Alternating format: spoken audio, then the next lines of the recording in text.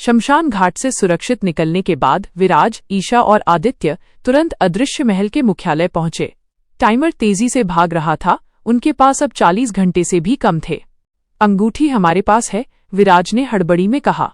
अब हमें तिजोरी तक पहुंचना होगा और देखना होगा कि श्रीधर का अंतिम प्लान क्या है। ईशा ने रायचंद परिवार के पुराने नक्शों की जांच शुरू की। तुम्हारे दादाजी ने तिजोरी को अदृश्य महल के सबसे नीचे वाले हिस्से में बनाया था, जिसे केवल परिवार का वारिस ही जानता था। विराज को अपने पिता की डायरी से कुछ याद आया। रुको, मेरे पिता ने एक बार एक पहेली का जिक्र किया था। वो कहते थे, सबसे बड़ा राज वही है जहां सब कुछ शुरू हुआ था। विराज ने ईशा से अदृश्य महल के मुख्य प्रवेश द्वार, वह चट्टान जहां उन्होंने पहली बार प्रवेश किया था, का नक्शा मांगा। प्रवेश द्वार के नीचे कुछ नहीं है, ईशा ने कहा।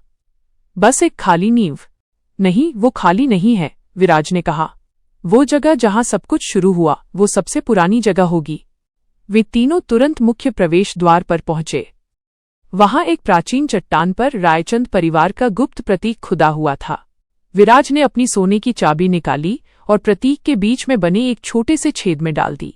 जैसे ही उसने चाबी घुमाई, चट्टान का एक बड़ा हिस्सा घूमने लगा और एक और लिफ्ट शाफ्ट सामने आया।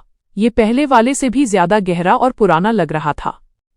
यह है गुप्त तिजोरी का रास्ता, समर ने कहा, जो उनके साथ आया था। तुम्हारे दादाजी ने इसे सबसे छुपाकर रखा था।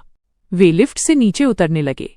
इस लिफ्ट में कोई बटन या डिस्प्ले नहीं था, ये बस एक ही दिशा में जा रही थी, नीचे। जब लिफ्ट रुकी तो वे एक विशाल प्राचीन कक्ष में पहुंचे।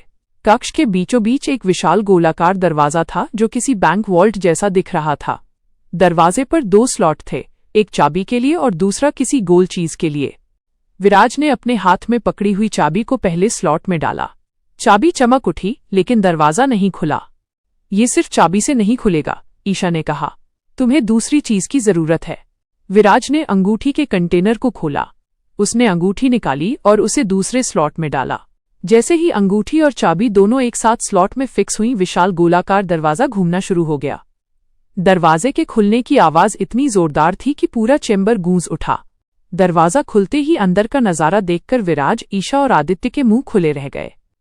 वो जगह किसी खजाने से कम नहीं थी। वहां सोने के सिक्कों के ढेर नहीं थे, बल्कि अत्याधुनिक तकनीक, प्राचीन नक्शे और ऊर्जा स्रोतों का एक विशाल संग्रह था। और बीचों बीच एक बड़ा सा टर्मिनल था जिस पर एक विनाशकारी चेतावनी चमक रही थी। टाइमर अब 39 घंटे पर था। वे तिजोरी के अंदर क्या देखेंगे और श्रीधर का अंतिम प्लान क्या होगा?